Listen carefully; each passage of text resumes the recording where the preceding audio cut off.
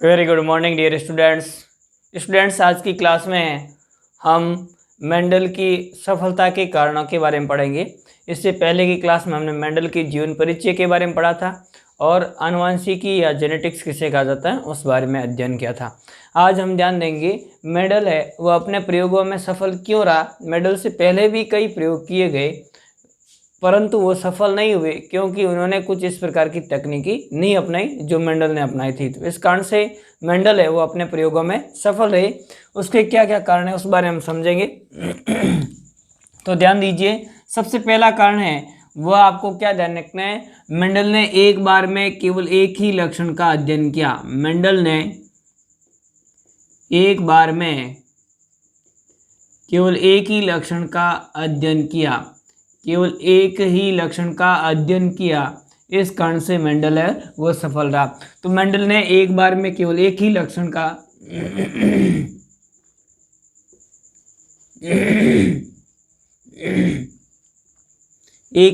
का अध्ययन किया। तो मेंडल ने एक बार में केवल एक ही लक्षण का अध्ययन किया जो कि इनका सफलता का सबसे पहला कारण था। दूसरा आप ध्यान दीजिए, तो मेंडल ने जितने भी प्रयोग किए उन सभी प्रयोगों से प्राप्त जो परिणाम है उनका सांख्यिकी विश्लेषण किया। मेंडल ने अपने संकरण के प्रयोगों का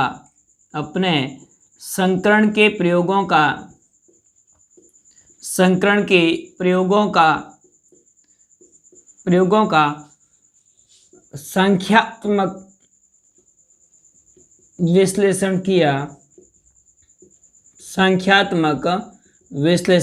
किया। तो इन्होंने गणितीय संख्यात्मक विश्लेषण किया और उनके परिणाम पर पहुंचे। तो ये भी इनकी सफलता का दूसरा कारण था। वो आपको ध्यान रखना है कि मेंडल ने जो संकरण के प्रयोग मटर के पादप पर किए थे उन सभी संकरण के प्रयोगों का गणितीय संख्यात्मक विश्लेषण किया और गणितीय संख्यात्मक विश्लेषण करके अंतिम परिणाम पर पहुंचे। इस कारण से मेंडल सफल रही है, हमें ध्यान रखना है। तथा आपको ध्यान रखना है तीसरा कारण था वह था पौधों का सावधानीपूर्वक चयन। मेंडल द्वारा पौधों का सावधानीपूर्वक चयन किया गया। इस कारण से भी यह अपने कार्य में सफल रहे। तो ये हमें ध्यान रखना है कि मेंडल के द्वारा पौधों का सावधानीपूर्वक चयन किया गया और चयन करना भी एक सफलता का इनका कारण था। तो ये हमें ध्यान रखना है। मेंडल की सफलता के प्रमुख कारण कौन कौन से थे, तो तीन मुख्य कारण हमें ध्यान रखने हैं। मेंडल ने अपने प्रयोगों में एक बार में केवल एक ही लक्षण का अध्ययन किया जिस कारण से मेंडल सफल रहे। दूसरा कारण, मेंडल ने अपने संकरण के प्रयोगों से प्राप्त परिणामों का संख्यात्मक गणितीय विश्लेषण किया, इस कारण से ये सफल रहे। तीसरा कारण हमें ध्यान रखना है, मेंडल द्वारा जितने भी पौधे चयन किए गए वो सभी पौधे सावधानीपूर्वक चयन किए गए थे। तो ये हमें तीन कारण ध्यान रखने हैं। अगला ध्यान दीजिए, स्टेप हमें ध्यान रखना है, अध्ययन के लिए कौन सा पादप चुना था, मटर का पादप चुना था। अध्ययन के लिए मटर के पादप का चयन, इन्होंने मटर के पादप का क्यों चयन किया, अध्ययन के लिए मटर के पादप का चयन मेंडल द्वारा अपने अध्ययन में मटर के पादप का चयन किया गया। क्यों किया गया उसका कारण हमें समझना है। तो ध्यान दीजिए, मेंडल द्वारा अपने प्रयोगों में या संकरण के प्रयोगों में मटर के पादप का चयन किया गया, यानी मटर के पादप का चयन क्यों किया, इसका कारण क्या है। तो आप ध्यान दीजिए, ग्रेगर जॉन मेंडल ने अपने प्रयोगों में उद्यान मटर को चयन किया। अपने प्रयोगों में किसको चयन किया, उद्यान मटर, जिसे हम किस नाम से जानते हैं, पाइसम सैटाइवम। जंगली मटर होता है उसे हम लैंथाइरन्स कहते हैं, जबकि इसके अंदर जो उद्यान मटर होता है उसे हम क्या कहते हैं, पाइसम सैटाइवम कहते हैं। तो इस प्रकार से उद्यान मटर पाइसम सैटाइवम को इन्होंने अध्ययन के लिए चुना था। ये पादप चुन करके इन्होंने 7 वर्षों तक इस पर संकरण के प्रयोग किए। यानी इन्होंने संकरण के प्रयोग किए वो कब किया, 1856 से लेकर के 1863 तक 7 वर्षों तक अध्ययन किया था। मटर के पादप पर इन्होंने 7 वर्षों तक अध्ययन किया और उसके बाद में अपने अंतिम परिणाम पर पहुंचे। 1856 से लेकर के और 1863 तक 7 वर्षों तक उन्होंने अपने उद्यान जो कि चर्च का उद्यान था, उसी उद्यान में इन्होंने लगाया और मटर के पादप को लगा करके और उसके परिणाम प्राप्त किए। अब इनके मटर के पादप के चयन करने से क्या क्या सफलताएं मिली इन्हें, तो सबसे पहला ध्यान दीजिए, ये पादप होता है ये बगीचे में आसानी से उगाया जा सकता है। तो इन पादपों को यानी आकार छोटा होता है, इस कारण से इन पादपों को बगीचे में आसानी से उगाया जा सकता है। बगीचे में आसानी से उगाया जा सकता है, गमले में भी उगाया जा सकता है क्योंकि छोटा पादप होता है, बगीचे में आसानी से उगाया जा सकता है। तो ये आपको ध्यान रखना है, गमले में या बगीचे में आसानी से उगाया जा सकता है, इस कारण से भी मेंडल है वो अपने कार्यों में सफल रहा। तो पहला हमें ध्यान रखना है, मेंडल है वह अपने पादपों को जो चयन किया मटर के पादप का, वो छोटा पादप था जिसके कारण से इन्हें आसानी से बगीचे में उगाया जा सकता है, कम स्थान घेरता है, छोटे स्थान पर भी इसे आसानी से उगा करके अध्ययन किया जा सकता है। तो ये पहला कारण था। दूसरा कारण ध्यान दीजिए मेंडल की सफलता का, मटर का पादप था, मटर एक वर्षीय पादप है। किस प्रकार का पादप है?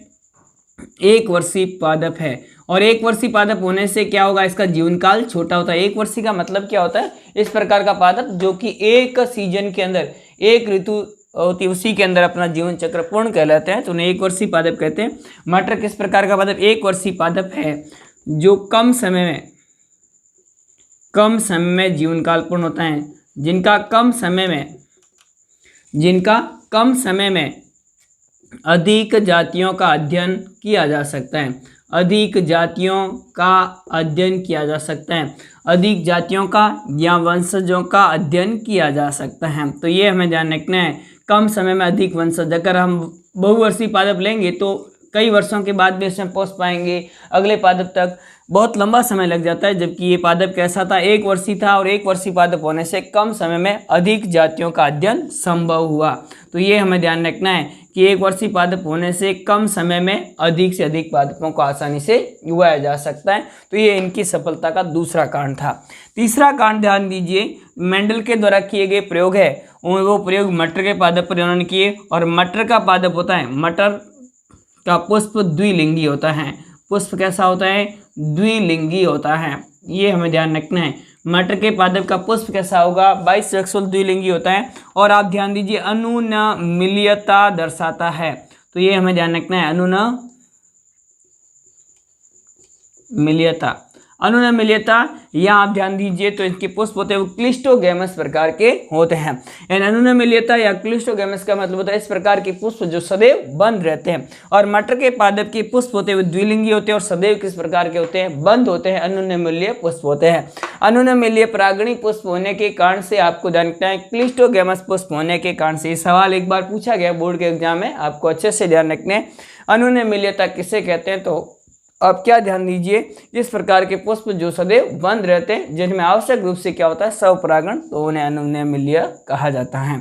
तो ये हमें ध्यान रखना, अनुनमिलीय यहाँ किस प्रकार के? क्लिस्टोगैमस प्रकार के द्विलिंगी होते हैं, जिनमें आवश्यक रूप से क्या होगा? स्वपरागण होता है। तो इनके मटर के पादप में हमेशा कैसा परागण होगा? स्वपरागण होता है, सेल्फ पोलिनेशन होता है, यानी परागकण होंगे वो अपने ही पुष्प की वर्तिका पर पहुंच पाते, बाहर नहीं जा पाते, क्योंकि ये पुष्प बंद रहते हैं, खुलते ही नहीं है, तो बाहर परागण नहीं जा पाते। परागकण बाहर नहीं जाने से इनमें क्या होगा? स्वपरागण होता है। और स्वपरागण होने से आपको ध्यान रखना है, समयुग्मजी जाति या शुद्ध संकर स्थापित करने में, यानी समयुग्मजी पादप, समयुग्मकी पादप, या आप ध्यान दीजिए शुद्ध वंशक्रम प्राप्त करने में सफलता प्राप्त की जाती है, यानी जिसके कारण से हम लंबे समय तक समयुग्मकी पादप प्राप्त कर सकते हैं, शुद्ध वंशक्रम को लंबे समय तक प्राप्त कर सकते हैं। तो ये आपको ध्यान रखना है, समयुग्मकी या शुद्ध वंशक्रम प्राप्त करने में भी यह सफलता दर्शाता है, ये हमें ध्यान रखना है। तो ये तीसरा हमें इम्पोर्टेंट लक्षण ध्यान रखना है। चौथा ध्यान दीजिए, तो इनमें विपुंचन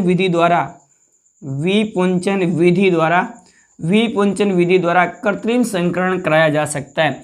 विपुंचन विधि द्वारा इसमें क्या करवाया जा सकता है? कृत्रिम संकरण करवाया जा सकता है। और विपुंचन विधि के द्वारा कृत्रिम संकरण करवाकर इनमें पर परागण करवाया जा सकता है, और पर परागण करवा कर के इसमें भिन्नताएं भी उत्पन्न की जा सकती हैं। तो ये हमें ध्यान रखना है, विपुंचन विधि द्वारा इसमें कृत्रिम पर परागण करवाया जा सकता है और कृत्रिम पर परागण कराकर संकर जातियों को भी प्राप्त किया जा सकता है। इस कारण से मेंडल अपने कार्यों में सफल हुआ था, ये हमें ध्यान रखना है। तो मेंडल की सफलता के कारणों में सबसे पहला हमें ध्यान रखना है, वो क्या ध्यान रखना है, मटर के पादप का चयन किया गया और मटर के पादप का चयन करने में उन्हें क्या क्या फायदे हुए। तो ये पादप उतने आसानी से बगीचे में या गमले में उगाया जा सकता है और ये हमें ध्यान रखना है। इस प्रकार के पुष्प होते हैं, ये पुष्प होंगे उनमें आप ध्यान दीजिए तो द्विलिंगी होते हैं, अनुमल्यता दर्शाते हैं और शुद्ध वंशक्रम प्राप्त करने में सहायक होते हैं। तथा आप ध्यान दीजिए तो मटर के पादप होते हैं एक वर्षीय होते हैं और एक वर्षीय होने के कम समय में अधिक जातियों को और वंशजों को आसानी से अध्ययन किया जा सकता है। विपुंचन विधि द्वारा हम क्या कर सकते हैं, संकरण करवाया जा सकता है। मेंडल और आप ध्यान दीजिए तो आपको जानते हैं मटर में स्पष्ट रूप से दिखने वाले विपर्यासी लक्षण पाए जाते हैं, स्पष्ट रूप से दिखने वाले विपर्यासी लक्षण पाए जाते हैं, विपर्यासी लक्षण पाए जाते हैं, स्पष्ट रूप से दिखने वाले विपर्यासी लक्षण या एलील्स लक्षण पाए जाते हैं। विपर्यासी लक्षणों या एलील्स का मतलब क्या होता है, इस प्रकार के लक्षण जो कि एक दूसरे से आपको जानना है, एक ही लक्षण के दो युग्म होते हैं, जोड़े होते हैं, एक अप्रभावी होता है दूसरा प्रभावी होता है, इस प्रकार के होंगे उसे हम क्या कहेंगे, विपर्यासी कहा जाता है। तो इसमें स्पष्ट रूप से विपर्यासी लक्षण देखने को मिलते हैं। तो इसी कारण से मेंडल है वो मटर के पादप का चयन किया और मटर के पादप को चयन करने के कारण से ही मेंडल सफल हो पाए। अब मेंडल ने जो विपर्यासी लक्षण चयन किए वो कौन कौन से लक्षण चयन किए, तो ये हमें ध्यान रखना है। मेंडल ने 7 जोड़ी विपर्यासी लक्षणों का इन्होंने अध्ययन किया। कितनी जोड़ी, 7 जोड़ी विपर्यासी लक्षणों का इन्होंने क्या किया, अध्ययन किया। तो 7 जोड़ी विपर्यासी लक्षणों का तर्दूप पर्जनी सम का इन्होंने लक्षणों का अध्ययन किया। वैसे तो कुल 34 विपर्यासी लक्षणों का इन्होंने अध्ययन किया था, बाद में इन्होंने अपने प्रयोग में कितने लक्षणों को उपयोग में लिया, 7 जोड़ी विपर्यासी लक्षणों को उपयोग में लिया और 7 जोड़ी लक्षणों को उपयोग में लेकर के इन्होंने अपने प्रयोग को संपन्न किया। सबसे पहला लक्षण लिया इन्होंने पादप की ऊंचाई। पादप की ऊंचाई में अगर लंबे पादप है तो वो कैसा होगा, तो आपको ध्यान का लंबे पादप होते हैं वो प्रभावी लक्षण होगा, जिसे हम टॉल के नाम से भी जानते हैं। तो ये हमें ध्यान रखना है, लंबे पादप होंगे जिन्हें इन्होंने किससे दर्शाया, तो आपको ध्यान का लंबे से। जबकि दूसरा इन्होंने लक्षण लिया वो इसमें कौन सा होगा, तो आपको ध्यान की ऊंचाई होती है वो लंबी, या कैसे होंगे, बोना, या कैसे पादप होंगे, बोना, जिसे स्मॉल टी से दर्शाते, ये हमें ध्यान रखना है। फिर उसके बाद में पुष्पों की स्थिति। पुष्पों की स्थिति में अगर कक्षीय स्थिति है तो वो कैसी होगी, तो आपको ध्यान रखना है अगर पुष्पों की स्थिति कक्ष में होते हैं, यानी आपको ध्यान रखना है पुष्प होंगे वह पादप के, ये पादप भाग है उसमें पत्ती निकलती है, उसका ये भाग होता है कक्ष कहलाता है। पत्ती के ऊपर का भाग होता है उसे कक्ष कहते हैं। यहाँ से कलिका निकलेगी और इस प्रकार से पुष्प बन जाए तो इस प्रकार के पुष्प हम क्या कहेंगे, कक्षीय। इसमें कक्षीय पुष्प होता है वो कैसा होगा, प्रभावी। यदि पुष्प अगर शीर्ष पर होता है तो उसे हम क्या कहते हैं, शीर्षस्थ, और शीर्षस्थ पुष्प होता है वो किस प्रकार का होता है, इसमें अप्रभावी होता है। तो टर्मिनल होगा या शीर्षस्थ होगा वो अप्रभावी होता है, जबकि कक्षीय पुष्प होता है वो किस प्रकार का, प्रभावी, ये अप्रभावी होगा, ये हमें ध्यान रखना है, अप्रभावी होता है। तो ये हमें इस प्रकार से ध्यान रखना है। फिर उसके बाद में पुष्पों का रंग। पुष्पों के रंग में आपको क्या ध्यान रखना है, पुष्पों का रंग होता है वो बैंगनी होगा, वो किस प्रकार का होगा, प्रभावी होता है, ये हमें ध्यान रखना है। जबकि पुष्पों का रंग है वो आपको ध्यान का सफ़ेद होता है, वो किस प्रकार का होगा, अप्रभावी होता है। तो अप्रभावी होगा वो कैसा होगा, सफ़ेद, और प्रभावी होते हैं वो कैसे होते हैं, बैंगनी रंग के पुष्प होते हैं। फली का रंग ध्यान दीजिए हरा होता है, वह किस प्रकार होगा, प्रभावी होता है। और आप ध्यान दीजिए फली का रंग पीला होता है तो वो किस प्रकार का होगा, अप्रभावी होता है। तो पीला रंग होगा अगर फली का तो अप्रभावी होगा, और हरा रंग होता है वो कैसा होता है, प्रभावी होता है। फिर फली का आकार। फली के आकार में आपको ध्यान रखना है, फली अगर फूली हुई होती हैं तो ये किस प्रकार का होगा, प्रभावी लक्षण है। फूली हुई है तो वो कैसी है, प्रभावी लक्षण है। यदि फली है वो संकुचित होती हैं, सिकुड़ी हुई होती हैं, संकुचित होती है तो वो किस प्रकार का होगा, अप्रभावी लक्षण होता है। इसी प्रकार से बीज का आकार, बीज का आकार होता है वह गोल होगा, तो ये हमें ध्यान रखना है किस प्रकार का लक्षण है, प्रभावी लक्षण है। और यदि बीज का आकार है वो झुर्रीदार है तो वो किस प्रकार का लक्षण हो जाएगा, यदि बीज का रंग, बीज का जो आकार है वो झुर्रीदार है तो वह अप्रभावी लक्षण है। बीज के रंग के बारे में ध्यान दें तो बीज का रंग यदि पीला है तो प्रभावी लक्षण है, और हरा है तो वो किस प्रकार का लक्षण होगा, अप्रभावी लक्षण होता है। इस प्रकार से कुल 7 जोड़ी विपर्यासी लक्षणों को या तर्दूप प्रजननी सम को इन्होंने लिया और लेकर के और इनका अध्ययन किया किया और अध्ययन करके अपने निष्कर्ष तक पहुंचे। तो मेंडल ने कौन से 7 जोड़ी विपर्यासी लक्षणों का चयन किया? तो ये हमें ध्यान रखना है। पादप की ऊंचाई, पुष्पों की स्थिति, पुष्पों का रंग, फली का आकार, बीज का आकार और बीज का रंग। तो ये इस प्रकार से इन्होंने 7 जोड़ी विपर्यासी लक्षणों को लेकर के और अपने प्रयोग को संपन्न किया। तो ये हमें इस प्रकार से ध्यान रखना है किसके बारे में? मेंडल की सफलता के कारणों के बारे में।